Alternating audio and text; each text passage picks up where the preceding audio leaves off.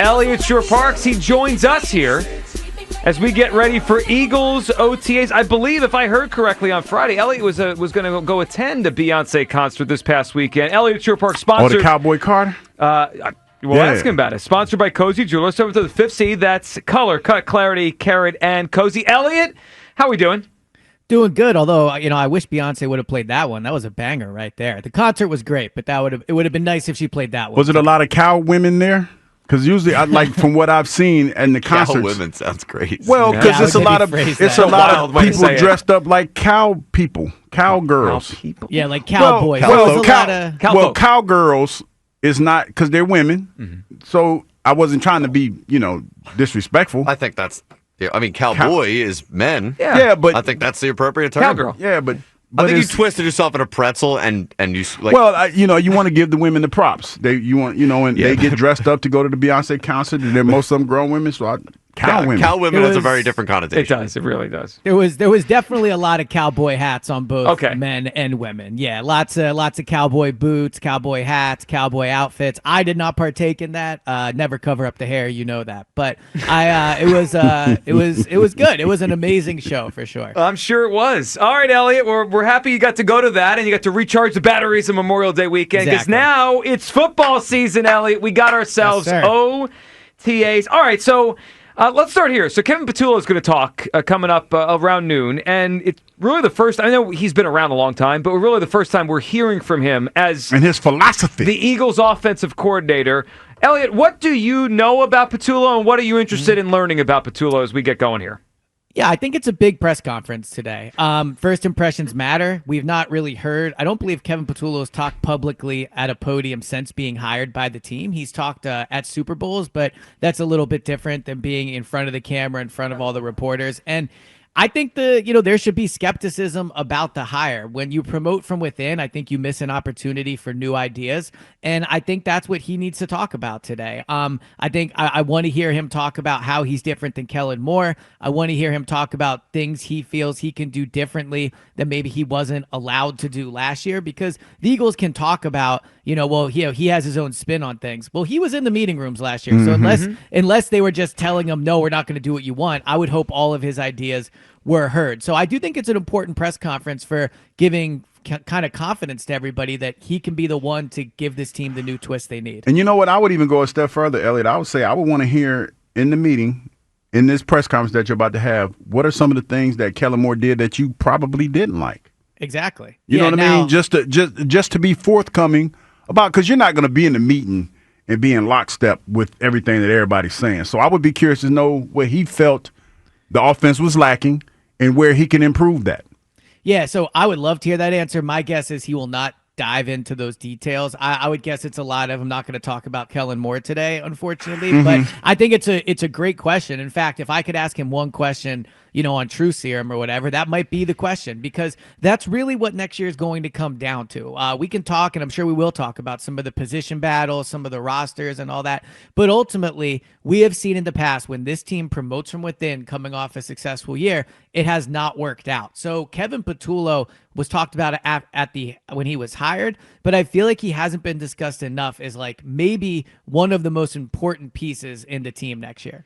Eliot, before we get to who you're watching and some of the players are going to be on the field and some of those position battles, I'm curious where you come down on this, because there seems to be an overwhelming sense that the Eagles need to philosophically change their offense, throw the football more this year than last year. And I understand if Saquon's not as good, if the team's different and they need to throw, they need to throw. But without all those details, Eliot, I don't want them to change unless they have to. I look at it like this. You always use 2022 to now as kind of like this era of Eagles football.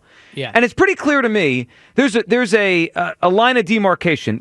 When they throw a certain amount of times and when they are more of a run-based team, they are better. When they were asked to throw a couple years ago, a lot, they were less efficient. They turned the football over more. Like Jalen Hurts is really good. You can win the Super Bowl with him. But I feel like 2 out of the last 3 years, it's pretty clear. Less turnovers, less throws. Once he went over 500 attempts in a season, the offense was not as efficient or as good. I don't just want to throw the ball more just for the heck of it. Where do you come down on, do they keep it the same or evolve the offense? So I definitely think they need some changes. And I don't think that means going to throw it 35 times a game and just abandoning the running game. I think it just means that teams are going to come prepared for them this year in a way they were not prepared for them last year. And that's where Kevin Patula comes in. Is he going to have a counterpunch ready for whatever the league has prepared for the Eagles in 2025? Now, in terms of throwing it more, yeah, I think almost any team that throws it all the time is likely going to have a bad record. If you look at the quarterbacks, like the quarterbacks we consider the best in the game, most of them don't have great records when they throw it 35 or more times. That means you're trailing. It means, normally your defense is giving up points, so you have to throw. So yeah, I agree. Like, you don't want to go to that. I think where the Eagles could change is if you look at last year, and you look at the first quarter and first down. So, like, what they're planning to do in the beginning of a game and how they want to open up a drive. They were the most run-heavy team in both of those situations, and they were the least passing team in those situations. You don't ever want to be first in one thing and 32nd in another when it comes to balancing your offense. So, I do think they're going to have to throw it more on early downs next year, but I don't think you're going to need to see them throw it 10, 15 more times a game. It's more just about where they throw it. Eliot Shorr-Parks with us. Eagles OTAs on the field begin today. All right, Eliot, give me a couple players here that you're interested in watching, whether it be position battles, guys coming off of injury. When you're out there on the field and you get a chance to watch, between now and camp with all the different OTAs, I know they have the one mandatory minicamp. Like, who are you looking at to see what we got here? Yeah, I think the position I'm most looking forward to watching today is probably safety. Reed Blankenship will obviously be one of the safeties, but I don't know if there's a clear option there next to Reed Blankenship right now. Like, we can talk about the other position battles. I think at right guard, you'll probably see Tyler Steen with the first team offense today. I think you'll see Keely Ringo as a starting corner on the outside with the first team defense, and it will probably be Jeremiah Trotter Jr. next to Zach Bond. At safety, I don't know if there's a clear option. Like, you could make the argument for Sidney Brown being out there, but Tristan McCullum last year got all those reps over Sidney Brown. So you can make an argument for McCullum. Like, he was the guy last year when Chauncey went down. You can also make an argument for Makuba. He was a second-round pick. I think he's who they probably want to win the job this year. In an ideal world, he would be their starting safety week one. And then you have Lewis Seen, who was drafted higher than all these guys, who played at a big-time college like none of those other guys did, and probably at one point had more potential in his body than these other guys. So I just think at safety, it could be anybody next to Reed Blankenship today. So I'm real excited to get down to practice and see who they have up first next to Blankenship. You know what, Eliot, I'm kind of curious about, because you've been doing these for a while. The OTAs have changed since the time that I've played. Yeah. How have they evolved in the way that the players are being evaluated by what they do on the field? If you understand what I'm saying when I say that, how has it evolved so that they are being evaluated while they're in these practices? So I think a couple things. First of all, I do think, and you could probably speak to this too, but when you play it, I don't know how truly voluntary these OTAs were. Mm-hmm. Like nowadays you can kind of get away with not going. So I think coming to the OTAs is pretty much a large part of what they're looking for from these players.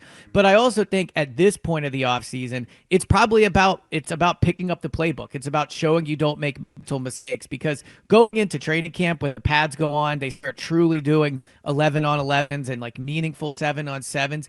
At that point, your physical skill needs to show. You need to make plays. You need to show you can make catches, speed, all those things. Mm-hmm. I think in these OTAs, it's about not making mental mistakes. And for what it's worth, in the past, Jalen has not been great in OTAs. Like if you want to look at his OTA stats compared to his training camp stats, his OTA stats, he has actually thrown quite a bit of interceptions in these limited passes, in these limited practices. But when training camp gets there, he's been way better. So I do think it's about the mental part of the game, working through things, learning the changes in the playbook, as opposed to training camp is more about showing you're ready to go. Do you chart the OTA throws from Jalen too, or is that just exclusively a training camp thing? Oh, no. I track the OTAs as well. I have my notebook and pad right here. I'm ready to go. Now, I will say, for what it's worth, OTA stats are mostly just for to inform. The training camp stats, those are kept year over year, and they're compared to each other. This is just informative to get ready for training camp. Yeah, there will be. Go ahead. There will be stats today. Good. Oh, well, there will be stats today. That's what I was hoping for. That's the answer I needed. All right, Eliot, here's a question that I've been wondering for a while, and maybe I'm just basing my thought off of last year. I remember this time last year, it was the first time with Fangio, and Zach Bond was the first guy up at inside linebacker, and it caught my attention because that was an open spot, and it was like we didn't even know what they were doing with Bond. Was he an outside guy, inside? Was he like starter, special teams? And he was the starter. How much is this part of the offseason and now getting closer to the summer, is it instructive to what it's going to look like, or is it just, do you not take anything out of who's up first on the depth chart? It's not till training camp, because I do remember Bond last year was up first and it caught my attention. How much do you put into like how the depth chart looks today? So I do think it matters. I do think who's up in with the first teams today is noteworthy, and I do think it matters. The only caveat I would give is this early into the offseason, take somebody like Andrew Makuba, or you could take like Adoree Jackson, Kenyon Green, guys that are new to the team. I've found that often if you're a returning player, you start ahead of those guys early on simply because you know the playbook.